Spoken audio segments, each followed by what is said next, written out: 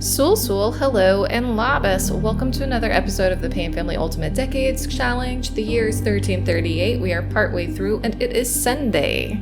It's currently pretty early in the morning, and something exciting happened in the night. First of all, what is this outfit, Knox? Oh my gosh, Knox. Go home. You are home. Pre-parental panic? Oh my goodness. Okay. Okay. Let's... do we even have a bassinet? No. Oh my goodness. Well, she's not gonna make it. She's not gonna make it. Okay. Just try and get over here. Heidi, try and get over here too, because it's her first baby. But I mean, they're here together, so it's fine. Oh my goodness, Luella. We're not gonna make it. This baby's gonna get born out here, outside. Heidi, stick with Luella. Don't let her be alone. In a way, maybe this is good. This way we don't have to spend the money on the bassinet ourselves. Maybe? Oh... Heidi and Luella. Oh, good luck, Luella. We're rooting for you. We're rooting for you. Oh.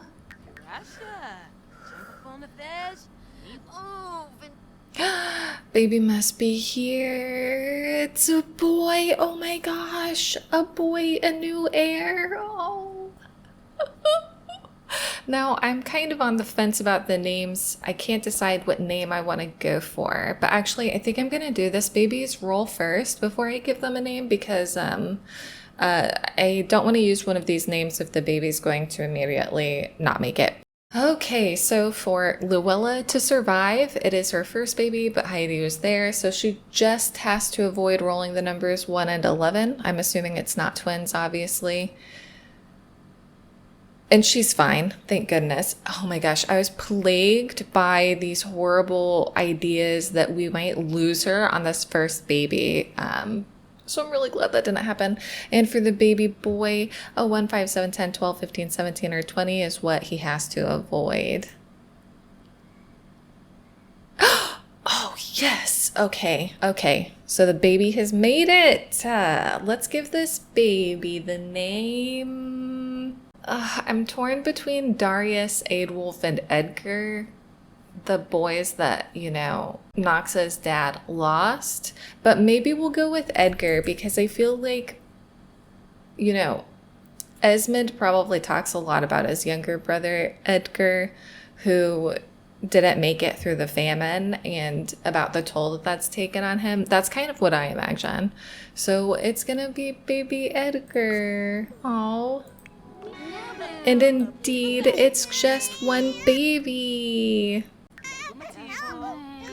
Oh, what a picture. Oh, how fantastic. Yay! What are you doing? Blowing a kiss. That's cute. Oh my goodness. Okay, so things are a little bit falling apart-y around here. Do you happen to have a broom? I doubt it. Yeah, of course not. Heidi, do you happen to have a spare broom? Does anybody have a spare broom? Yes. Okay.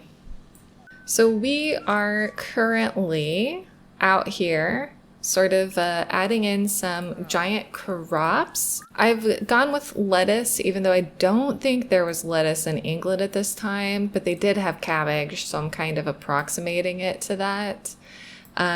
So we've gone with lettuce and mushrooms because that seems okay to me. And it is the first day of winter, which is fantastic. Wait, why are you losing hygiene so quickly? Oh, because you went out foraging? Right. What else? Luella hasn't had a single mean interaction with anybody since she got married last half year. So it seems like maybe it was some kind of like insecure. Oh my goodness, this whole place is falling apart. Buddy, you just focus on the tasks you've got to deal with. Oh my goodness. Okay. Oh, another thing that's new is I went ahead and used the dowry money to build like a little storefront over here for when we've eventually built up some stuff so that we can start getting a bit more profit on it. So I'm kind of looking forward to that. Oh dear, everything's gone off. Well, that's okay. Everybody got to eat at least before that. Esmond, ever since you've started dropping your clothes everywhere, it really just drives me crazy. Now, as for Luella, something I found out is that she has quite a few skills. She's got level 4 in baking, level 6 in knitting, and level 4 in cooking already, as well as a few others. Oh, and she's literate, and level 6 in gardening, as well as a few other things. Oh, dang, some herbalism too. So I think she could actually like really help us out in terms of making money, hopefully. Can we bake anything? What are we missing? Dough? There we go. If we turn off the use prepped ingredients. Okay, go ahead and make some pie. Please don't eat it. Okay, it looks like you did everything. And then we're collecting stuff, buddy. We're gonna go ahead and collect everything. Oops. Today's gotta be a day for making money for us because I am a little bit nervous about everything. But yeah, what a life, what a life. Now, the thing is that Eeanor II was meant to get married today. I was fully planning on it, but he has really taken the loss of his brother incredibly hard. I kept trying to create for him more and more positive moodlets, but no matter how many I gave him, how many like he developed and how long I worked on it, he just like could not get over it. He really couldn't overcome his grief. He was still sad more than anything else. So I kind of feel like that's just him telling us that he's not emotionally ready right now to go ahead with. Yes, love baking, girlfriend. Yeah, I feel like that's just him telling us he's not ready right now to get married. And, you know, that's fine. Like, that's where he is emotionally, and we have to respect that. And, are you sick? Oh, gosh, Heidi. Can you go and clean the coop and collect the eggs for us, please? And then you've got to go to the bathroom once you've done that. So yeah, we're doing for the whole like rolling for gardening lot traits. So we have to roll a d8 where a 1, 3, 5, or a 7 means that we don't have any gardening lot traits, but a 2 means that we would get crop blight, a 4 means we would get great soil, a 6 means we would get bug zone, and an 8 means we would get poor soil. So let's just see how it goes. First one never counts, so 5. That means nothing because odds are a nothing. Okie dokie. I'll take that. Buddy, can you not set the table though and instead do these other things? Oh man, you know, it's just we've just got to make some money today. That's what it really boils down to. I really want to get mini goats and mini sheeps again, but the money situation worries me. I don't think we have enough yet. Luella, you are so nice. Hatchable. Yes, we've got a hatchable egg. Thank goodness. Because we've only got the 2 chickens currently. That's sad. We're going to keep crafting nectar until you've reached the next skill level. How close are you? Are you not there yet? It's pretty close, I guess. Oh, they're just so cute, these 2 oldies. I wish they would sit next to each other and stop moving around so much, but okie dokie. Oh my gosh, Esmond and Heidi are going to woohoo. They could end up getting pregnant. But what about us? What about us? Was she just gonna ask him? I didn't see what she was gonna do. Dang it. But yeah, I guess what we could talk about for a moment is basically, so in terms of the background of what's going on leading up to the 100 Years' War, it's in this year, 1338, that Edward made the formal claim for the French throne, referencing his lineage through Isabella. And what's been happening that's led to this point is a little interesting, though, because if you remember, David Bruce of Scotland fled to France after losing, oh my gosh, Alice's tooth. Oh.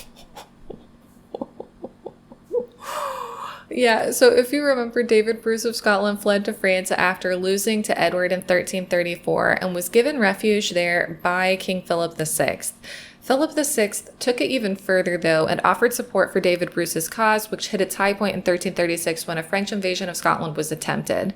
Edward was able to stop the invasion by burning crops, rounding up livestock, and essentially devastating the coast of Scotland, which meant that the French armies couldn't land there because there wouldn't be any food, so the invasion was called off.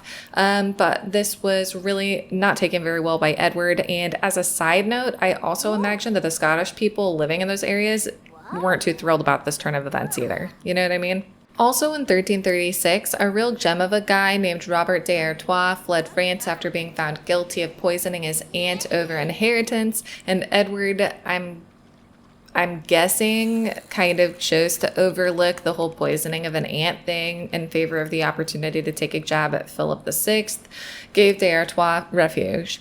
Philip VI didn't like this and demanded that Edward give him back, which Edward basically said no to, which then led to, in 1337, Philip saying Aquitaine no longer belonged to England because Edward had been disrespectful and excessive in his use of power. Philip VI called his warrior lords, and that's why 1337 is considered the start of the 100 Years' War, is because of these actions taken by both of these men. Philip basically announced he was going to confiscate the Duchy of Aquitaine, sending a force into the region with one single goal, which was devastation. You know, burning, pillaging, the usual stuff. However, he was unable at that point to secure the main city of Bordeaux from the English. And as another side note, I've seen it said that the people of Aquitaine didn't really consider themselves French and that this rampant destruction wasn't exactly received well by them either. Now, the problem for old Edward is that Aquitaine was hard to get to if the King of France was waging war on you, so it was kind of tough to supply and defend, leading Edward to choose to burn and pillage more accessible parts of Philip's territories, the rest of what we know now as France, which didn't earn him any friends among the people who lived there, as you also might imagine. Now, I'm going to leave this part of the history here, even though there's more that happened in 1337, 1338, because I'm trying to set the stakes for what's going on in the background before our characters have to roll to go to war in 1340. My goal is I'm trying to imitate that feeling that I imagine people had at this time where they know stuff is going on. It's not necessarily a part of their lives exactly, but like for our characters, they know something's going on and they know that tension is building, but they don't know exactly what's going on and they don't know what's going to happen next. So that's kind of the goal I'm going for here. So we'll pick up with the rest of it, this wonderful tale of conflict in the year 1339 when more stuff happens. But yeah, I'm going to leave the Payne family here on this beautiful day. This lot is so beautiful. I normally don't play on big lots, so I've never really spent any time here, but I'm really glad that we ended up coming here. So thank you to everyone who suggested that. And yeah, we've got 3 more birthdays to get to. So I'll see you when we get to the next household. Oh my gosh, what a vibe this lot. Am I right? But yeah, we are here at the Greystrokes because it is finally time for a teenager in the Greystroke family, and it is for one Mr. Jefferson II. That's right, for this little guy. Oh my gosh, happy birthday, Jefferson II. Make a good wish. Wish for life, please. With all you've got, buddy. Wish for life. Oh, I forgot how dirty his clothes are. And up he goes. He is a cat lover and dance machine. I don't feel like that's time appropriate. Party animal?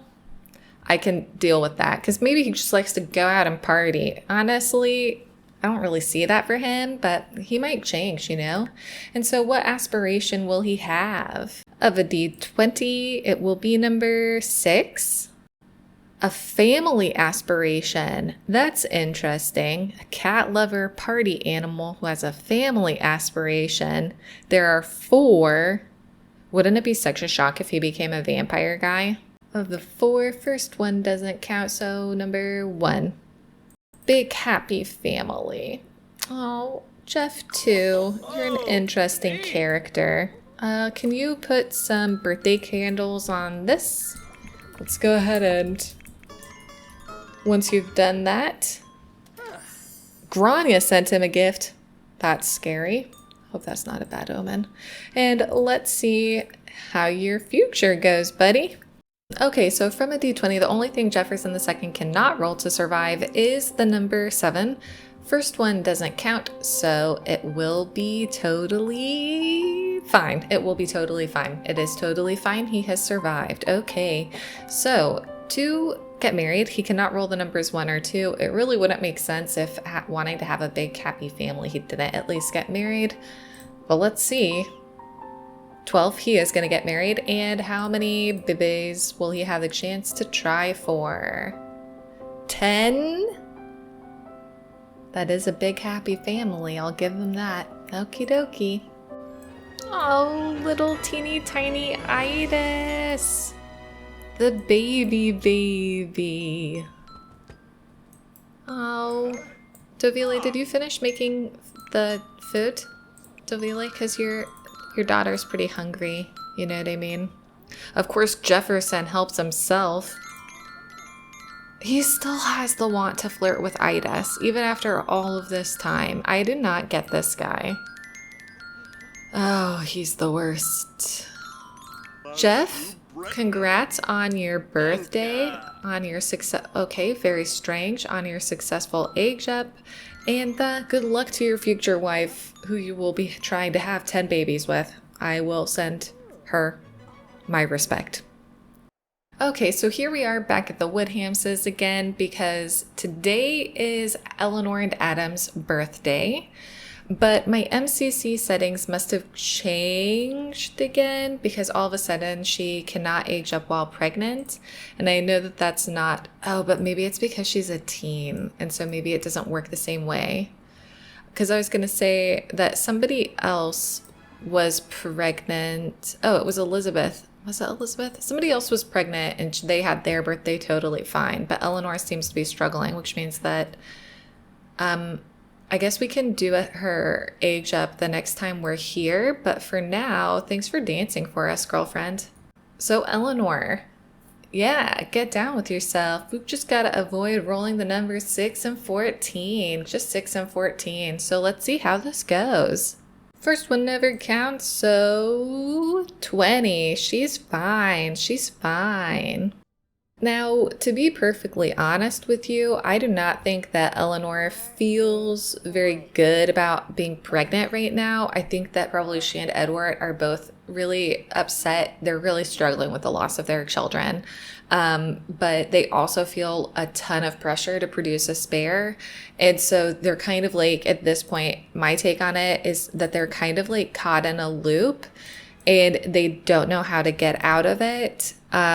Except for by just like continuing to do what they think is expected of them, which is why she's pregnant again. Not necessarily because she feels great about it, but just because she feels like she has to. They feel like they have to. And she should be giving birth tomorrow, so we'll be back for that then. In the meantime, though, of course, if it's Eleanor's birthday, it's also Adam's birthday, so we better get over to him and see how he goes with his birthday.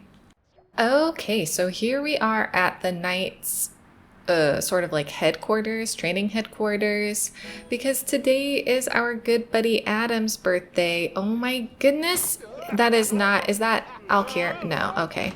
Oh my gosh, that's Avalon's father? What's he doing? Do we have neighborhood brawl stuff on in this neighborhood? Where is our mailbox? Yeah, roughhousing encouraged. So yeah, today it's our good pal Adam's birthday. Adam! Adam. So as you can see, he's once again abandoned his wife and come back to night training to be with this individual, Graham. Graham, who's a yeoman, by the way, if you remember all the way back when the yeomans were the only lesser noble house that used to be around. Adam? Adam, where you going, buddy? Not just yet, my friend. So he has the soulmate aspiration. Maybe that'll change as he ages up, because I feel like he might potentially be beginning to realize that that soulmate aspiration thing just isn't going to work for him. Maybe he changes his mind about what he wants to be. Maybe that was his goal when he was younger, and now that he's confronted with the reality of life as a noble person, he's going to have to adjust his thoughts accordingly. But okay, just avoiding the numbers 6 and 14, and he's totally fine. Up he goes. And he has grown up. He's neat. He's a cat lover and lactose intolerant. You know, maybe growing up in a household with Kennard, who's lactose intolerant, led to this. Okay. I do think I am going to re-roll his aspiration. Number 10.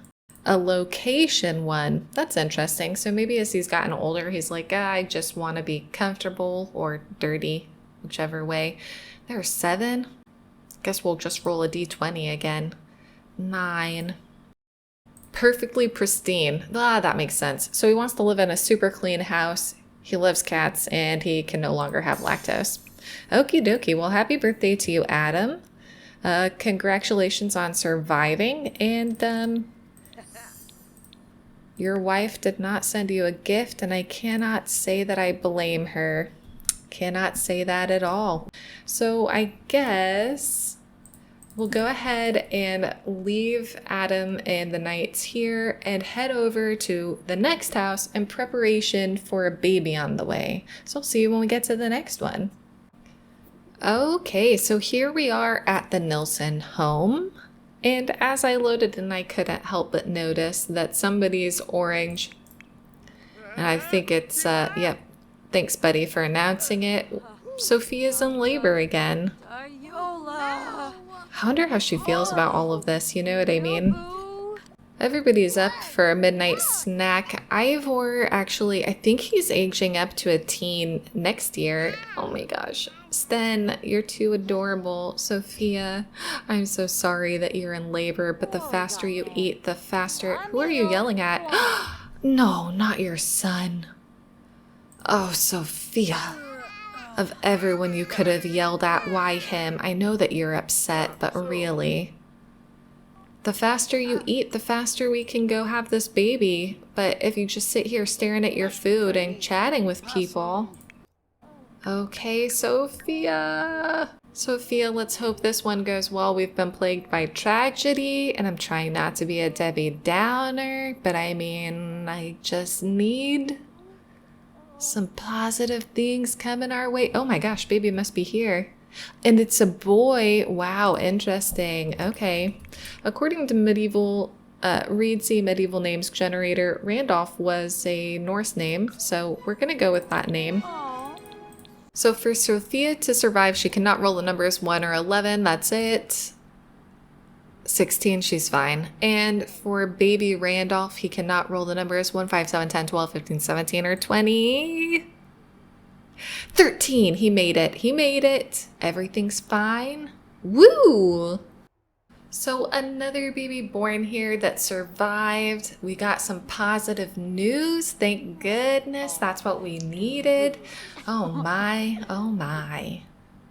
Congratulations, Sofia and Alkir. And on that note, I think we'll head to the next family for the next birthday. So I will see you when we get there.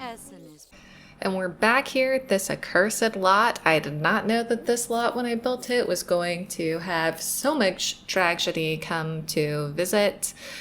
But hopefully not today, because today is the last of Vilkas's children, little baby Daina, who she should be aging up to a child. Let us just hope that it goes well, because honestly, like, I don't know how much more I can take. Irma, you're so cute. Irma, I want you to have your own life and be happy. But also, I need you to stick around until we know for sure what's going on for the next couple of years. Daina's so sad. She still misses her best friend Vitalia. Talk about a real gut punch, you know what I mean? But happy birthday, Daina. Happy birthday. See, this family's sensible. Instead of eating cake, they eat real food. Happy birthday! And she's aged up from fussy to recycled disciple. To a music lover? Okay. What aspiration, my young friend? Of a D8. Number 3. Motor. She's going to be a motor music lover. Wow, what an outfit you've chosen. Okay, let's get you in, Cass, and see what your rolls are like.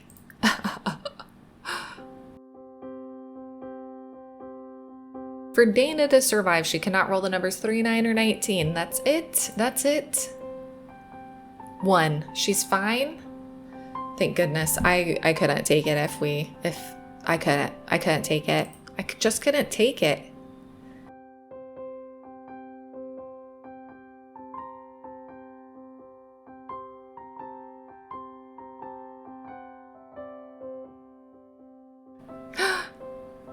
Vitalia sent Daina a gift. I think she was the only one. Well, at least it's good news. Because honestly, like, it's been rough out here. Are there any instruments we can get for... Oh my goodness. Will you please sweep around? Irma, do you happen to have a broom? Yes, you do. Do you mind sweeping upstairs? I wonder if there are any, hurt? Who are you feeling hurt by? Not your sister. Hurt by her mother? Oh, dear. And look at how high her relationship is with Vitalia. They're like the best of... Oh my gosh, she knows more dead people than she knows living people. I don't know how she knows Panyali. Let's look and see if there is some kind of instrument. Honestly, I don't know. I think that Yelu's brother at some point might come and try and take this property because it should be with his line. And now that, you know, it would have been one thing if Vitalia was still alive. But Vitalia is not alive, so I don't really know what's going to come of that. Poor kiddo. So yeah, I don't know what'll come from that, but I don't know. It should be interesting. Poor Daina. Okay, well, I guess... Well, that's a choice. So yeah, I don't know what'll happen because it's just these women living out here. This isn't really technically their home. It would have gone to Yelu's brother. So I don't know. We'll have to wait and see what happens. But in the meantime, we've got a wedding to get to. So I will see you for the wedding bells at the church when it's all going down.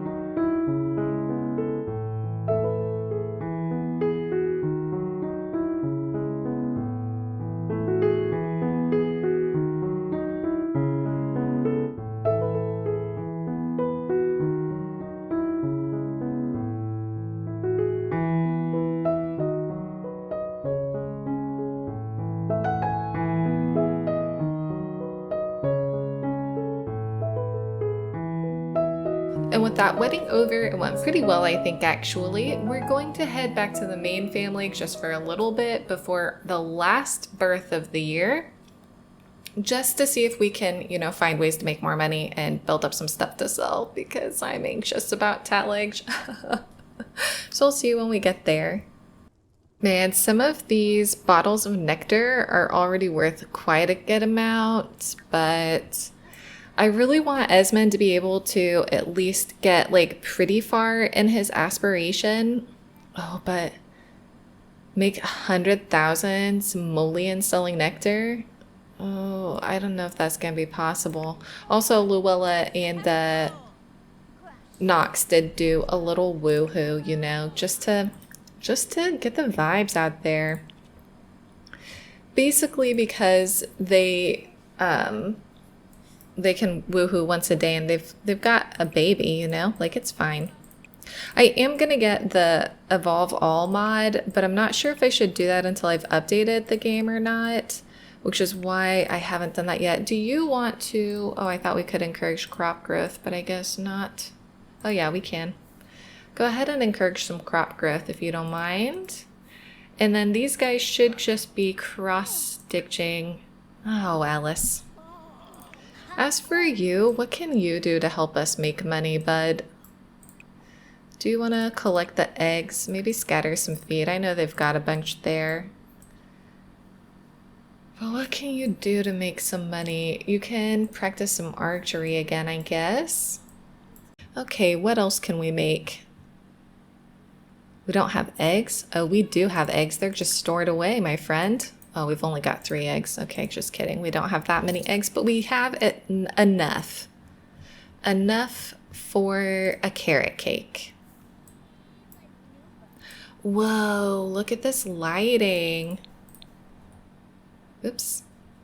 Look at this lighting, guys. Ugh. I don't want to miss it. Look at the way that it reflects off of our little waterfall.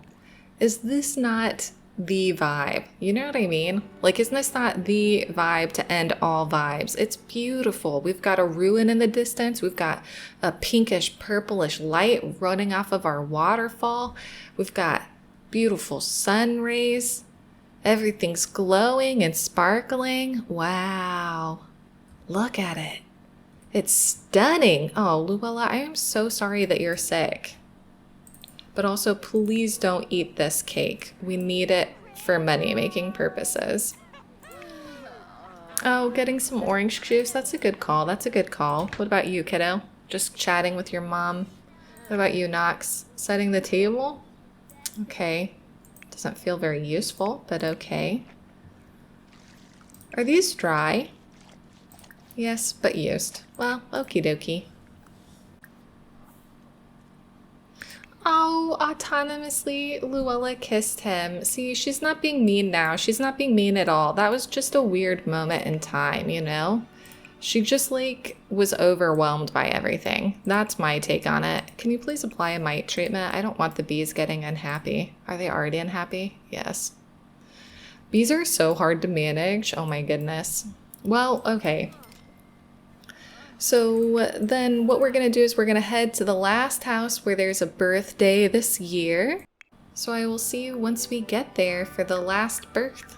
Last of all the births of the year. Okay, so here we are back at the Woodhamses because Eleanor is in fact in labor. I couldn't help but notice. She is all orange and angry. I mean, you know, it's tough. So Eleanor, come on. We can do this. As for you, why don't you play with your son? Why is he getting fishing skill? I mean, that's impressive, but how? Oh my gosh, she looks so big.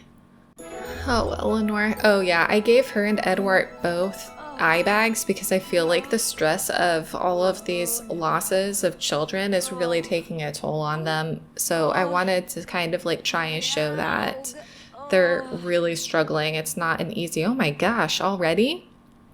A girl baby, oh my gosh. Oh, I think I'm gonna name the baby Isabella. It was a pretty common name as far as I know. Oh no.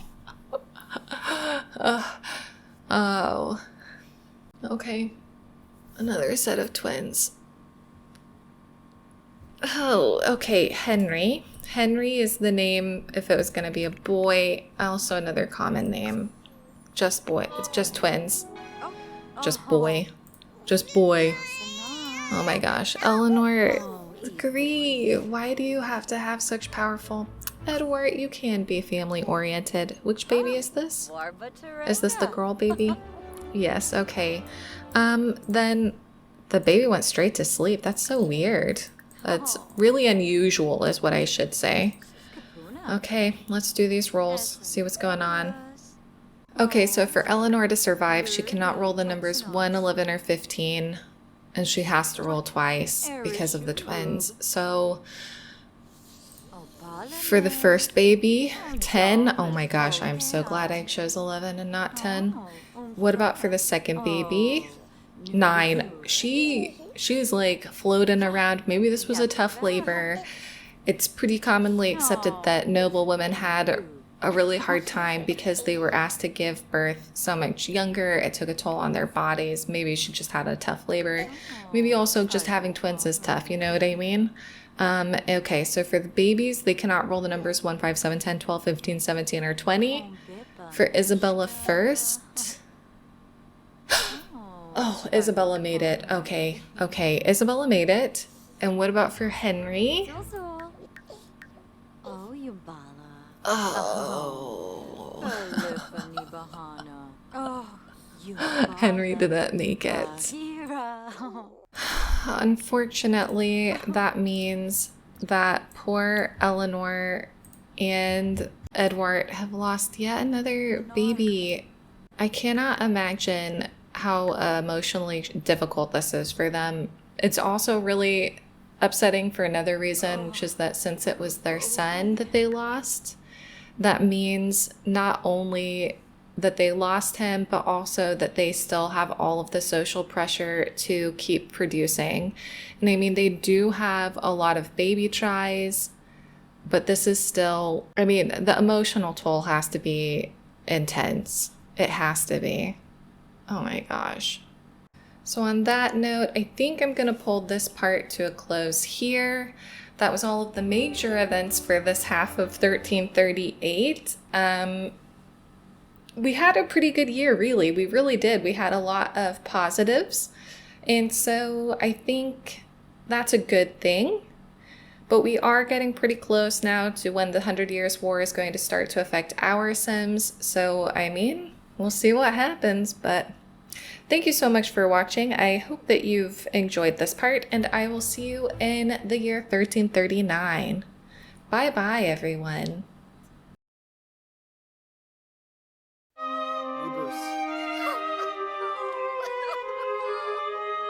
Zorbite, Splorab, Gazokam, Baboon, Abanu, Benesh, Belorn, Wolfa, Meboof, Kifo, Segnoosh, Lumbicloncus, Eeanor.